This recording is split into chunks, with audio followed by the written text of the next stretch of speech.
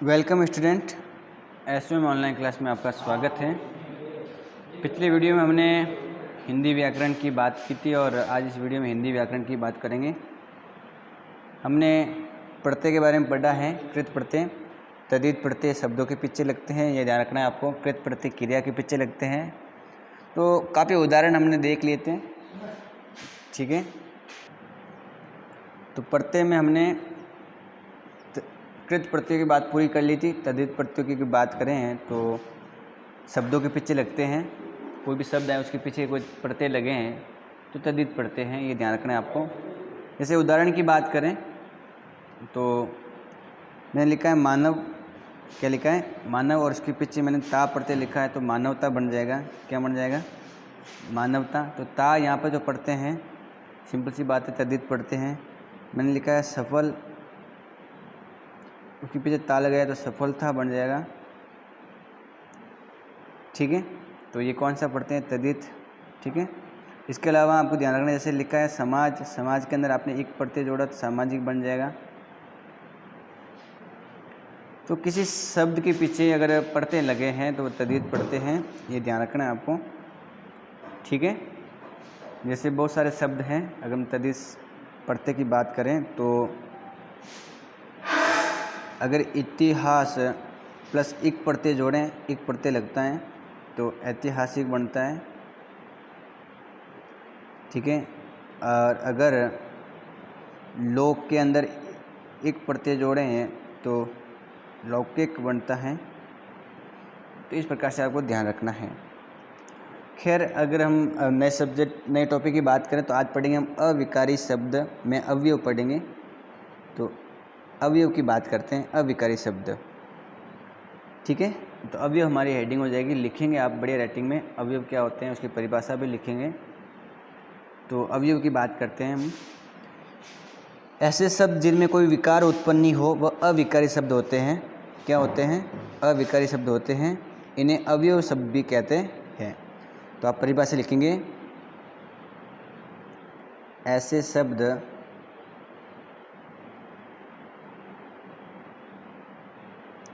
जिनमें कोई विकार नहीं आता हो, कोई विकार नहीं आता हो। ऐसे भी लिख सकते हैं कि वाक्य में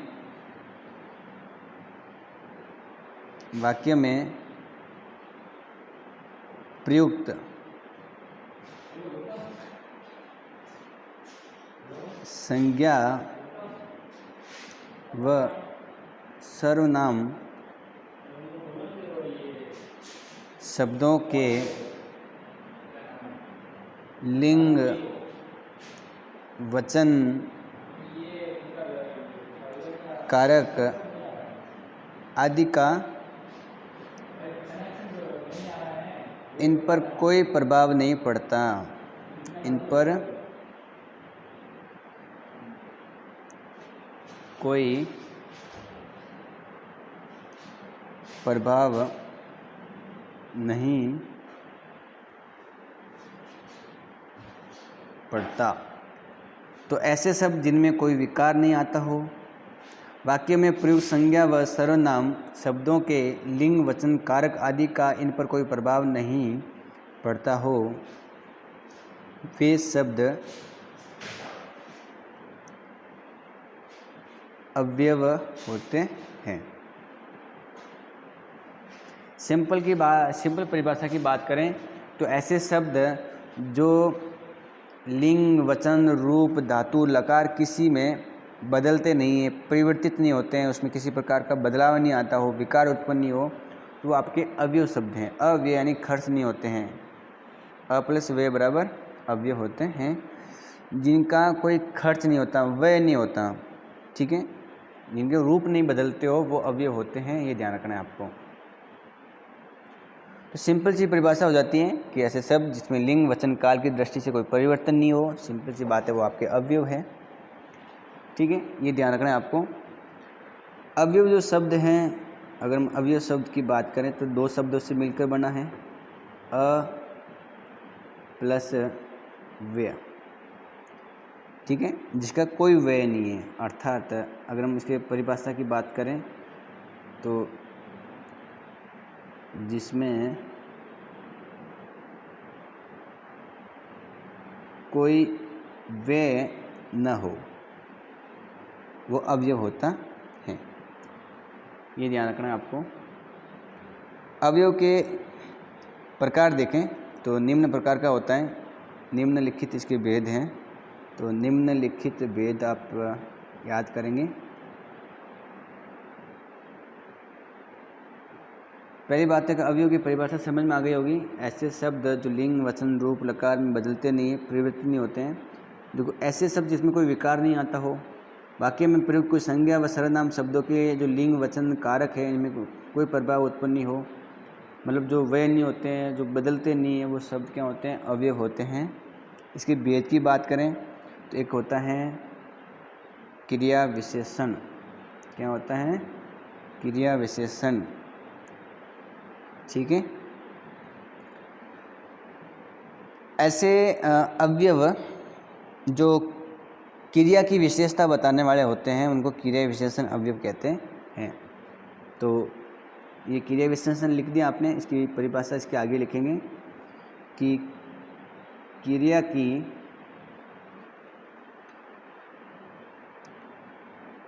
की विशेषता बताने वाले शब्द क्रिया विशेषण कहलाते हैं। अगर हम उदाहरण की बात करें तो लिखेंगे आप, जैसे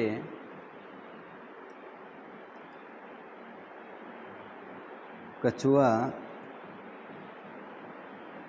धीरे धीरे चल रहा है।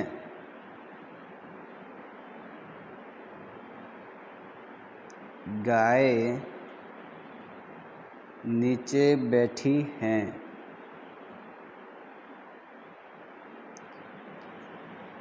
ठीक है, तो इसका मतलब ये हुआ कि जो ये शब्द आपको दिखाई दे रहे हैं कि धीरे धीरे, नीचे, ये ऐसे हैं जो क्रिया की विशेषता बता रहे हैं, क्रिया विशेषण हैं। ठीक है, तो ये बात आपको ध्यान में रखनी है। इसके अलावा कुछ ऐसे शब्द भी होते हैं जो अलग अलग प्रकार से क्रिया विशेषण बताते रहते हैं। क्रिया विशेषण की बात करें तो ये भी आपके 4 प्रकार के होते हैं। कितने प्रकार के होते हैं? क्रिया विशेषण भी 4 प्रकार के होते हैं। ठीक है, पहला होता है कालवाचक क्रियावाचन, क्रिया विशेषण कालवाचक क्रिया विशेषण। कालवाचक क्रिया विशेषण। अगर कालवाचक क्रिया विशेषण की बात करें तो कुछ ऐसे क्रिया विशेषण जिसमें समय का बोध हो। किसका बोध हो? समय का। काल का मतलब क्या होता है? समय। तो जो समय का बोध करवाएं, जो क्रिया की काल से संबंधित बात का पता लगाएं, क्रिया विशेषण में क्रिया के समय को बताएं, तो कालवाचक क्रिया विशेषण होते हैं। परिभाषा आपको लिखनी नहीं, आपको उदाहरण लिखने हैं। लिखेंगे आप, सूर्य प्रातः निकलता है। तो यहाँ जो प्रातः शब्द आया है, इसके अलावा एक और लिखेंगे आप, पक्षी शाम को लौटते हैं।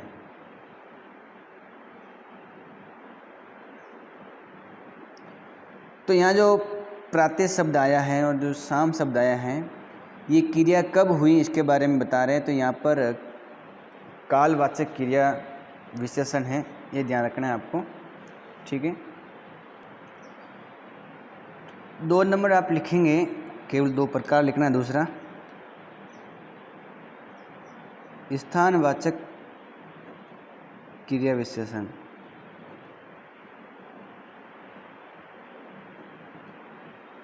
स्थानवाचक क्रिया विशेषण मतलब कुछ ऐसे क्रिया विशेषण जो स्थान संबंधित विशेषता का बोध करवाते हैं, वो आपके स्थानवाचक क्रिया विशेषण होते हैं।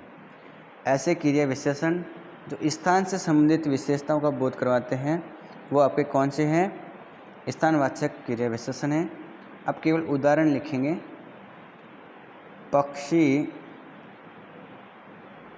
आसमान में उड़ रहे हैं या उड़ रहा है। पक्षी आसमान में उड़ रहे हैं।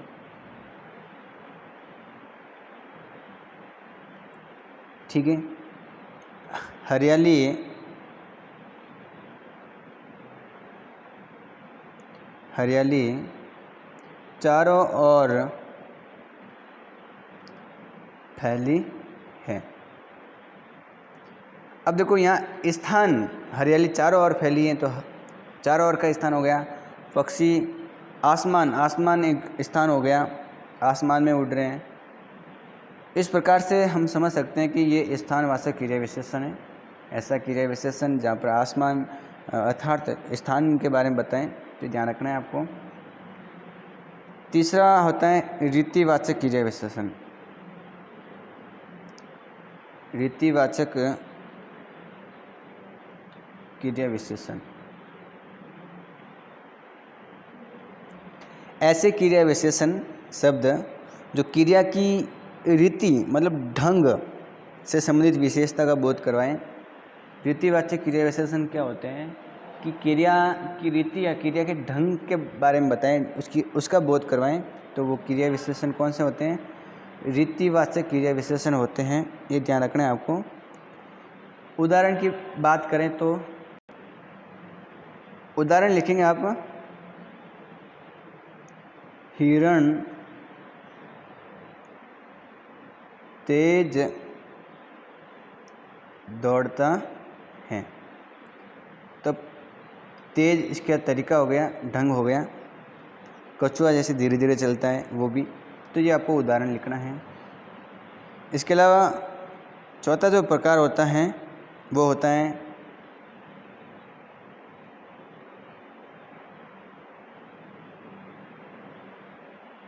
परिमाणवाचक क्रिया विशेषण।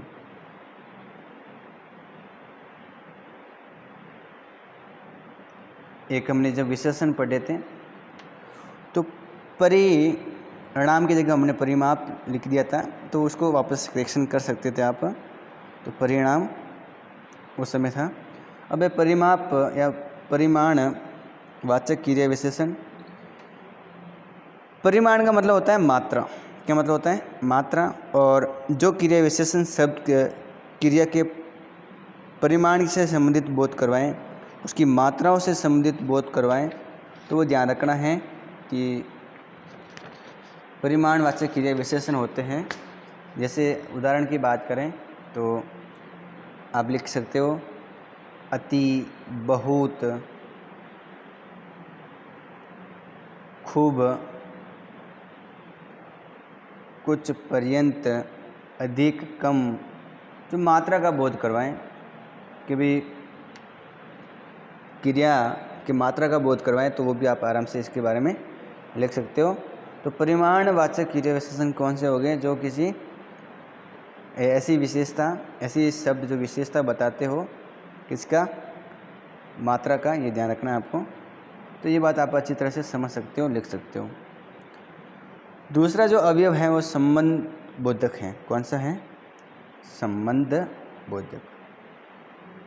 दूसरे टाइप के जो अवयव होते हैं वो संबंध बोधक अवयव होते हैं। संबंध बोधक अवयव के बारे में लिखेंगे कि जिन अवयवों द्वारा संज्ञा या सर्वनाम का वाक्य के दूसरे शब्दों के साथ में संबंध बताएं, संबंध के बारे में बोध करवाएं, तो संबंध बोधक होते हैं। अब संबंध बोधक शब्दों को दिशा, काल, स्थान, उद्देश्य, तुलना, विषय का आधार पर अलग अलग भागों में विभाजित किया जाता है। तो ये भी ध्यान रखना है आपको। तो पहले इसकी परिभाषा लिखेंगे कि जिन अवयवों द्वारा संज्ञा या सर्वनाम का वाक्य के दूसरे शब्दों के साथ संबंध जाना जाए, वे संबंध बोधक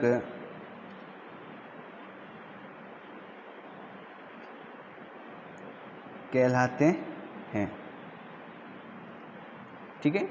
जिन अवयवों से संज्ञा व सर्वनाम का वाक्य के दूसरे शब्दों से कोई संबंध प्रकट हो वो संबंध बोधक होते हैं ऐसे अवयव। इनके भी अलग अलग प्रकार हैं, तो आप अलग अलग लिखेंगे। काल सूचक, ऐसे जो समय से संबंधित हो, जैसे के बाद, से पहले, के पश्चात। ठीक है, तो इस प्रकार के भी होते हैं। लास्ट में आप आदि लिखेंगे।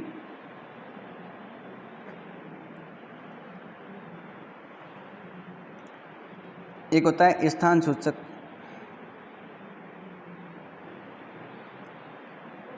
के अंदर,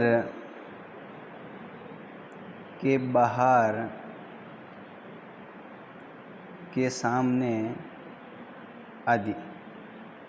मतलब ये वहाँ कि अगर वाक्य में इस प्रकार से शब्द आएँ, ये इस प्रकार के अवयव हैं जो संबंध बताते हैं, वो संबंध बोधक अवयव हो गए, जो संज्ञा या सर्वनाम का वाक्य के दूसरे शब्दों से कुछ संबंध बताता हो, उससे संबंध प्रकट को, सब संबंध के बारे में जाना जाए, तो आप आराम से समझ सकते हैं। अब संबंध बोधक भी अलग अलग होते हैं, जिसमें काल सूचक हैं, जिसमें के बाद में, के पहले, के बाद में, पूर्व, स्थान में के अंदर, के बाहर, सामने, पीछे, आगे, ऊपर, नीचे। ठीक है, जो भी है। फिर दिशा सूचक, की ओर, की तरफ, के पार आदि। ठीक है, ये भी ध्यान रखना है आपको। इस प्रकार के दिशा से जुड़े हुए हैं। समानता सूचक भी है।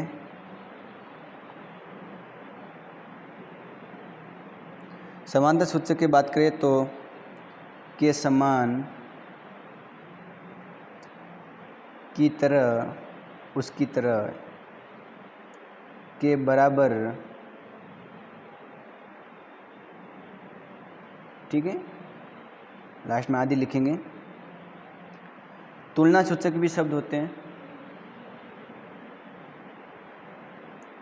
तुलना सूचक, इसमें कौन कौन से शब्द होते हैं? की अपेक्षा, की तुलना में,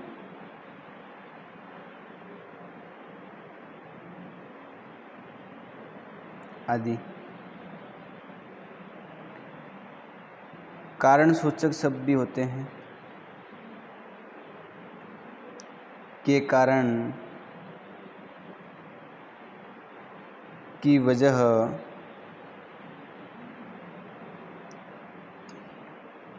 ठीक है।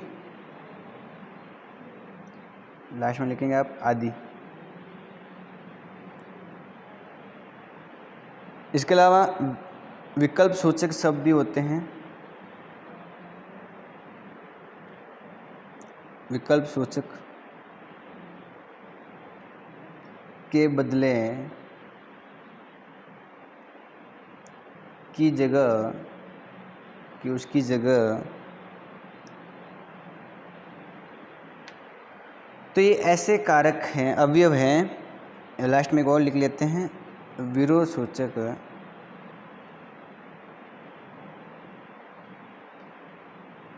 के अनुसार, के विपरीत आदि। तो हम क्या पढ़ रहे हैं? हम पढ़ रहे हैं संबंध बोधक अवयव, ऐसे अवयव जो संज्ञा या सर्वनाम का वाक्य के दूसरे शब्दों से संबंध का बोध करवाएं, वो संबंध बोधक अवयव है। अभी ऐसे शब्द हैं जो वाक्य के दूसरे शब्दों से करवाते हैं, ये भी अलग अलग प्रकार के हैं। के समान, उसके समान, राम रमेश के समान हैं, ऐसा हो गया। तुम प्रवीण की ओर जाओ, ठीक है, तो घर में जाओ, आप तुम रमेश के बाद आना, ठीक है, रमेश की वजह से, रमेश के कारण तुम घर पर नहीं आए। ऐसे जो शब्द हैं, ये सब अवयव हैं, ये भी लगते हैं, ये ध्यान रखना है आपको। तीसरा जो है प्रकार अवयव का वह समुच्चय बोधक। समुच्चय बोधक, ठीक है।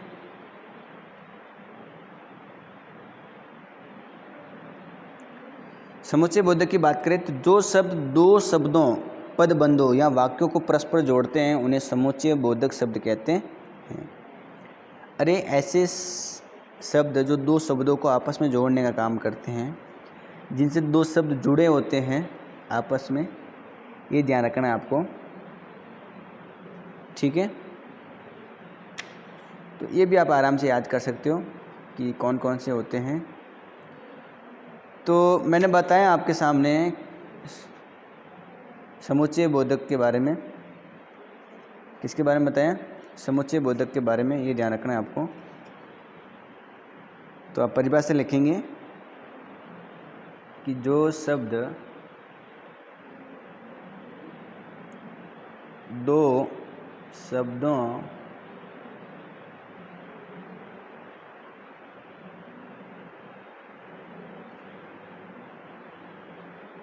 पदबंधों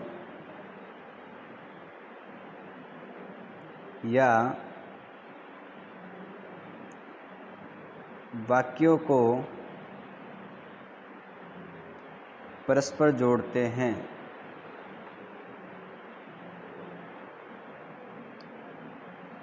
उन्हें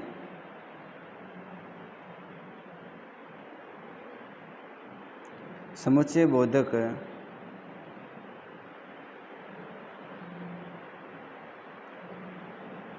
कहते हैं। तो परिभाषा क्या कह रही है? समुच्चय बोधक की ऐसे कोई अवयव जो शब्द दो शब्दों या पदबंधों या वाक्यों को परस्पर जोड़ने का काम करते हैं वो समुच्चय बोधक होते हैं, ठीक है। तो कुछ ऐसे शब्द होते हैं जो क्या करते हैं, दो शब्दों को आपस में जोड़ने का भाव उत्पन्न करते हैं, दो जोड़ने का काम करते हैं, वो समुच्चय बोधक हैं। जैसे उदाहरण की बात करें तो आप लिखेंगे, जैसे यहाँ पर लिख सकते हो, राम ने माता पिता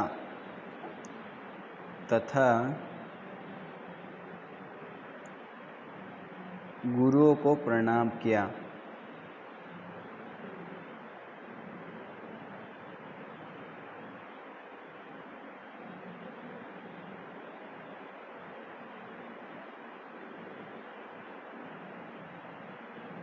ठीक है, दोनों जोड़ने का काम करते हैं, ये भी दोनों आपस में जुड़े हुए हैं योजक के रूप में।